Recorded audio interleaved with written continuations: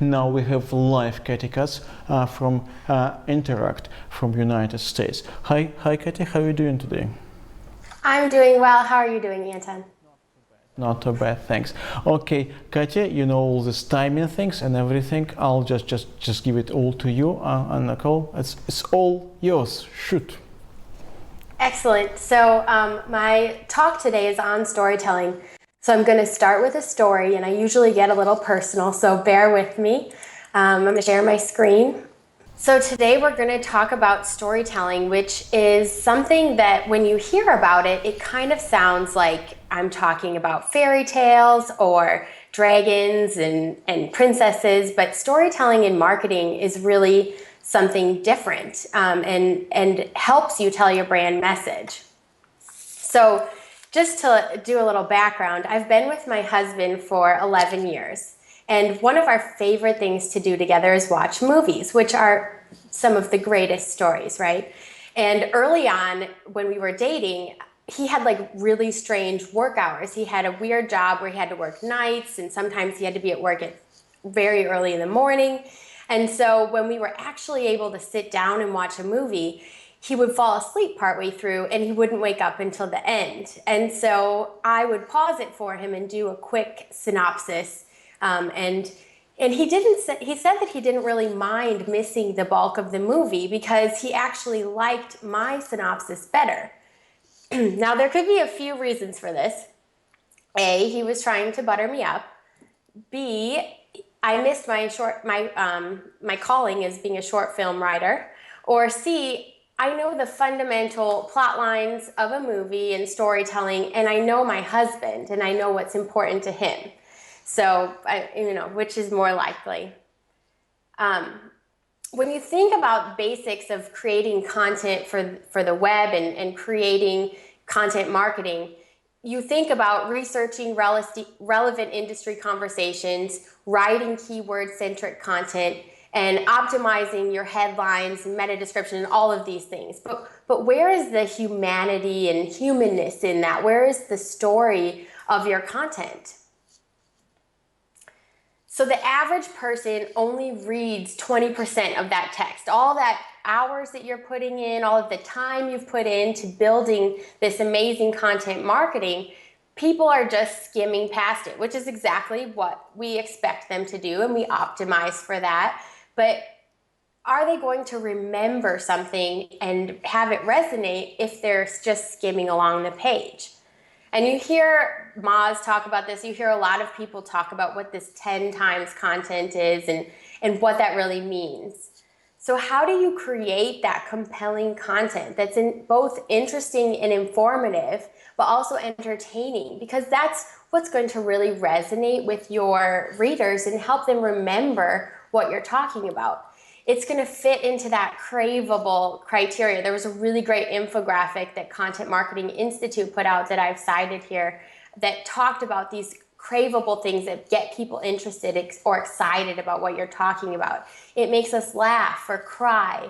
It reminds us that dreams really can come true and that we're important. Or maybe it tells a secret that we didn't know or surprises us. It tells a story. So this is an ad from an insurance company in the US. I'm not sure if they're international, but they do a really great job of telling stories through their commercials. And like I said before, movies and commercials and videos are all easy platforms to tell stories on. So they make good examples, but you can also tell stories in your writing or in your social media. There's many ways that you can tell stories. But this company does these kind of quirky accidents that happen to this guy and calls it mayhem. And the house is crashing down on your car, so you need to advertise your car, insure your car. But it's a way that engages the reader into the event and so that you're feeling what if that were to actually happen to you, and it's powerful thinking about why you might need insurance. Storytelling works because it's human nature to relate to these stories. It makes the information tangible for us. It helps us visualize it. It helps us put ourselves in that person's shoes, and it forges a connection because of that between us and a brand. And so when you're doing that, when you're forging that connection, you're turning on more parts of your brain. And that's how we start to build memories. So most people forget 90% of what you share. Think back to that stat about how much they're actually reading of what you write. And you'll think, I mean, if they're skimming across it, it's going in one ear and out of the other, they're forgetting most of it. But storytelling offsets that by turning on more parts of your brain. So it's helping your readers get engaged with what you're talking about and really start getting into the meat of your content. So by the numbers, this is a study that was done about Facebook shares using characters within the content. So like Charmin has the bears, and Tony the Tiger for Frosted Flakes, and different characters. And characters are useful for telling stories. And you can see that when they start adding these characters into their ads, they get a ton more engagement and shares, because at that point, it's not the brand just giving cold information, giving an advertisement.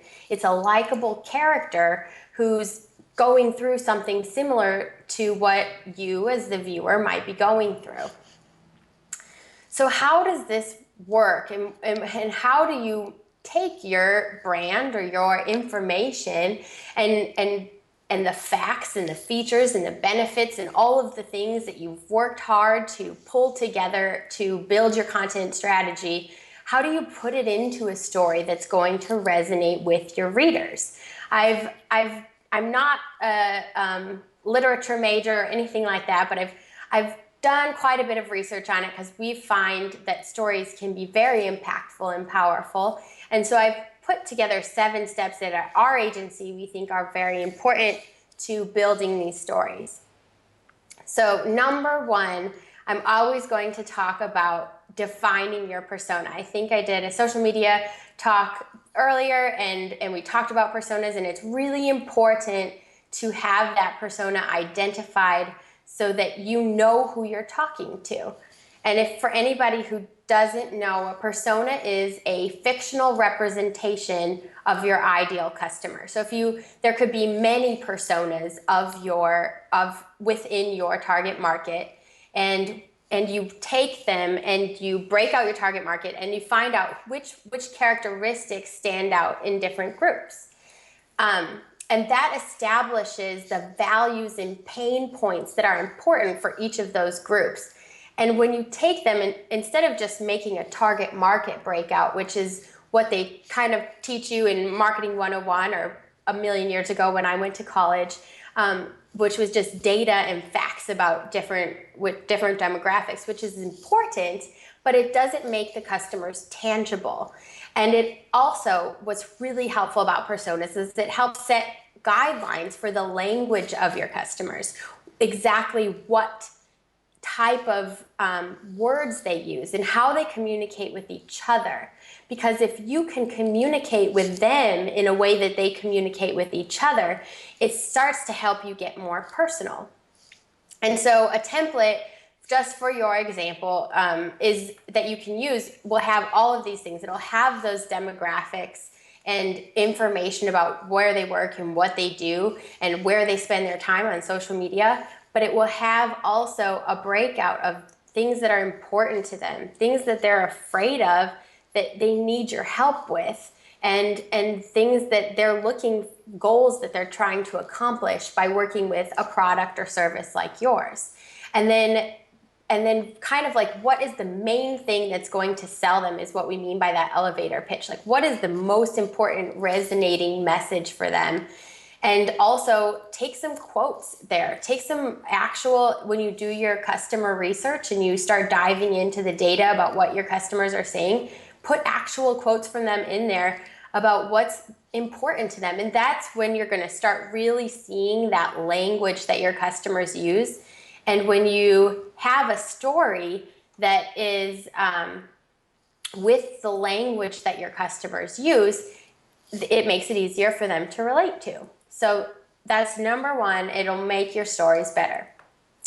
Number two is finding the conflict. And that is it's a storytelling kind of 101 thing where basically, if you think about any story you've ever read, there's something that happens, there's something that kind of keeps you on the edge of your seat. Conflict ignites emotion in readers, and it gives that element of suspense. It requires a solution, which makes for active participation of your reader, and that keeps your audience hooked. So if you think about, I mean, my story was really short. I talked about how my husband falls asleep and misses the movie, but what's he gonna do if he misses the movie? There's a problem there to solve, and by working through that problem with your listeners, they're starting to engage themselves and think about what that, without even knowing it, without even knowing that they're helping solve a conflict, they're getting involved, and that's how you get your audience hooked into reading. That's how you get them to actually read what's going on instead of skimming for the headlines and bullet points and easy information to pull out, which is helpful for some portions. But again, we're talking about creating memories here. So another kind of psychological trick for creating memories and getting people to pay better attention is by including something that's sort of familiar and recognizable, like everybody has seen a movie, but with something new that they haven't heard of before. So I think probably most people recognize this gentleman on the screen, but maybe haven't ever seen him wearing a superhero suit. And so it's that kind of dynamic creates something very interesting for your brain. Whereas if it's something that everybody's seen before, it's not as exciting, it's not as interesting. So if I was to tell a story that you've heard 100 times, like Mary Has a Little Lamb, your brain starts to tune it out because you've heard this a million times and there's nothing new for you to hear or learn. So this familiarity and conflict works because the brain is primed to pay attention to something that it recognizes. When you see something familiar, your brain recognizes it faster, it categorizes it faster. But if it's too familiar, it's going to shut off and, oh, I recognize that and I don't need to pay attention. Or you can create this state of uncertainty where your brain gets turned on by recognizing something familiar, but there's a twist to it. There's something new and different. And that's something that Dr. Carmen Simons talks about quite a bit in her marketing psychology presentations. And it's really interesting stuff. So I have a link in there if you haven't seen her work. It's very interesting. So number 4 is using sensory language, and that's something that good writers are really good at. That's where a little bit of skill and technique comes in. But you can think, but there's a technique to it. So you don't have to necessarily be a world-class trained writer to learn how to do it. So think about, popcorn goes with my movie theme here, but some words that kind of help popcorn become more tangible are fresh, crispy, hot, buttery. And when you hear words like that, you start to taste it in your mouth and see it and smell it. And that's what we mean by sensory language. So people don't remember what you're saying as much as they remember what they see when you say it, or what they taste when you say it, or what they smell when you say it. Our senses are very tied with that human emotion and that memory triggering.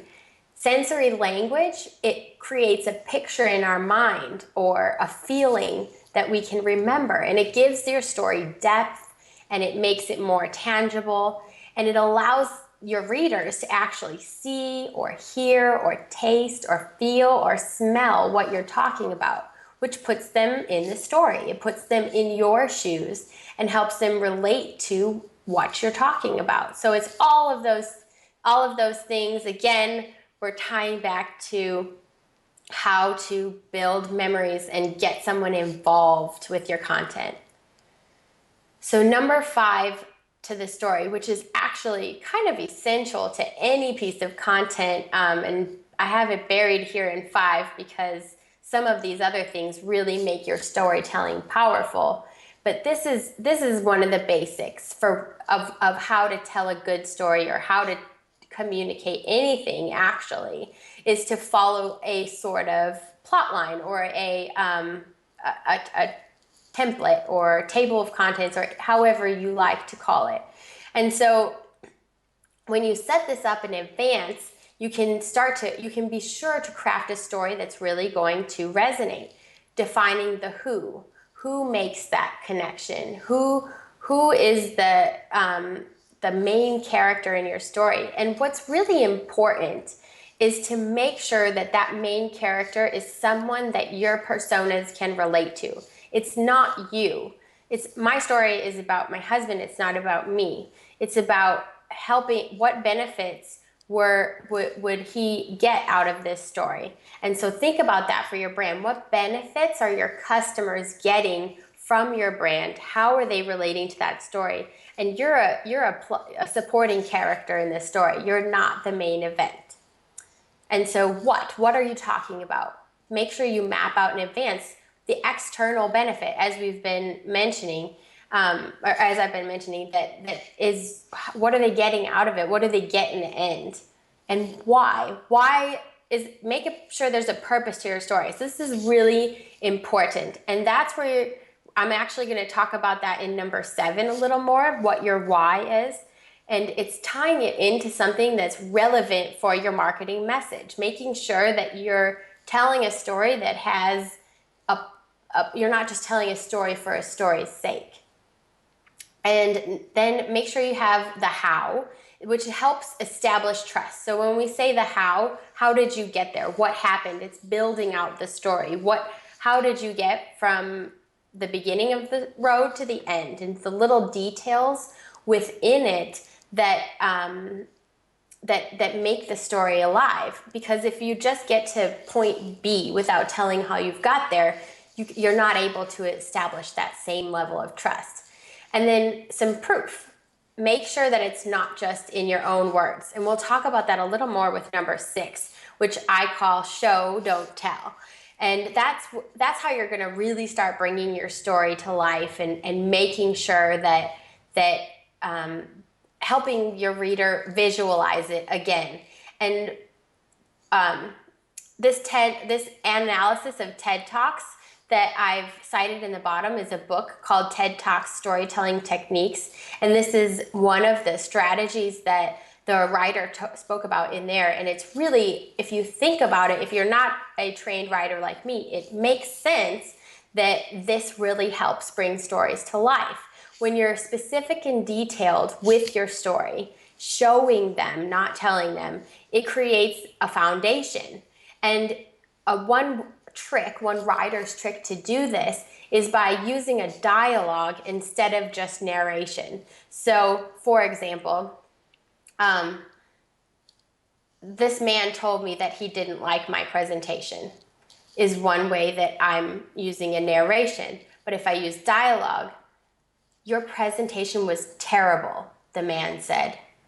Then it's actually putting something in someone else's words. It makes it a real event that happened. It puts the reader right there. And when you sprinkle those into your writing, that is a storytelling technique that makes a really big impact. And so number 7, which is most important in my mind, is to make the moral of your story the CTA. And so that is, if you think about what, when you're building any sort of content marketing, the CTA, the call to action, is really very important. It's what you're trying to get the visitors to your website to do when they get to the bottom of the page. And so if you want your readers to be impacted by your story, take a really good action that you want to get done and make that moral, which is already built into storytelling, which is already a part of a story. And that if you think back to storytelling techniques back, hundreds, thousands of years ago, stories were created so that someone remembered the moral. That was the whole point of a story, was so that a moral could be more memorable. And that's what you want to be memorable out of your story, your CTA. So every good story has these morals. They're built into a storytelling template. So take that template that's already provided to you and drive your point home with your story. Make that CTA the next logical step. So when they read the story, it just totally makes sense that that is the end, and it will ignite action in your readers. So just to recap, the 7 steps that I think are really important to telling stories are to define those personas, make sure that you understand who you're talking to, what they're talking about, and how they talk about it. It's really important to get that language nailed down so that you're communicating in a way that resonates to your readers. Number 2 is to find some sense of conflict that makes the story exciting. And it can be something small. It doesn't have to be a big dramatic plot twist or a cliffhanger, just something that is a problem that your reader has to solve, so they're working through that story with you. And then if you include something old and something new, it'll create that sense of uncertainty in their brain. It'll trigger them to pay attention to you, but help them, again, become a participant and learn along with you. And then if you use that sensory language, it will bring that story to life. It'll make it alive for them, and they'll start to hear and taste and feel and smell what you're talking about and really start to create those memories. And if you define a plot line and a storytelling beginning, middle, and end, you can be sure that nothing gets left out and that you can make that moral the CTA. And if you actually start showing them what's going on instead of talking about it and telling them and showing them with words and sensory language and also dialogue and other things that bring them into the story, it'll really become real for them. And that's how you'll start to create better stories that are telling the message of your company and helping people become a participant in your brand and become those champions for your brand and create real relationships with your customers instead of talking at them and just providing cold, hard facts all the time. So I think there's some time for questions at the end. I want to say thank you. And here's some of my contact information. You're welcome to contact me if you have any questions via social media or email. And that's it. That's what I have. Great. Thank you very much, Katya. If you can stop sharing your screen, so we still Sure. have a little bit for question time. Okay, it's a very quick question. I ask. It was a question from the beginning. Randy Milanovic asked every panelist. Yeah, I know you're using Twitter extensively. I've seen your Twitter all the time. Do you use any bots? And what's your vision on a extensive bot using? I don't use a bot. I use Buffer. So I do schedule tweets out in advance, but I try not to do it too far in advance. So I'll just do a couple days at a time so that I'm making sure to include new and relevant information. I've played around with setting up, if this, then that's, to share something that I know is going to be important, but I think social media is about connecting and networking with my peers, and so I try to limit that a little. Actually, the question was eventually, is it spam or is it reach? When somebody uses extensively bots which start liking and everything, do you think it is? Oh yeah, I've never used a bot. Do you think it is spam? Or do you think it's reach? Well, you obviously don't think it's reach. Do you think it's qualified for spam? I wouldn't say spam, but I I think it's slightly less authentic. I mean, I'm not to a level where I can't handle my social media notifications. So I think once you get to a certain level, it can be helpful to be helped along the way a little bit. But I try to, like right now, I'm trying to do everything myself. Not spam. Okay. You're trying to be polite, correctness, keep correctness. Okay. Well, everything you said about storytelling, it's for written story. It's for story to read eventually. It's not, for example, for podcast or for video. Or you think it will work as well? I think it works for all of those. So I do think because you that extensively use write, read, all these words, so which gives anybody an idea. So you're talking about only written story, like kind of all these blogs and everything, but it's not actually. You think it's universal rules? Yeah, I see what you're saying. So I think my natural inclination is to think about the readers, just because that's kind of where my bread and butter is. But it's absolutely applies to a podcast or anything. I mean, a conference. And some of the tips that I took where I quoted that book they actually come from presenting best practices, because stories are very powerful when you're giving a presentation or a talk or a podcast. Actually, the second question about podcast, because previous speaker David Bain from United Kingdom, he actually everything was about podcast. Yeah, so he tried to say podcast is an opportunity, blog is dead. Well, he didn't say that, but more or less he said every day is 2 to 3 million new blog articles, yeah, and podcast is, I think it was 100 times less, so it's much easier. What's your vision on a podcast? I think that podcasts are an excellent way to share to connect with your audience, especially if you can do a live podcast, because then you can get some of that engagement factor. But still, even just if you're posting them, there's kind of that way you can break up your content, so you can create something that you can use many ways. You can do the transcription of it and get a blog out of it. You can break it up into social media posts. I mean, there's many things you can take a podcast and take it, spread it out into much more content and get more bang for your buck. Okay, on a podcast you say fine, no problem, but what about the idea that blog is dead? Oh, I didn't hear that you said that. I disagree with that.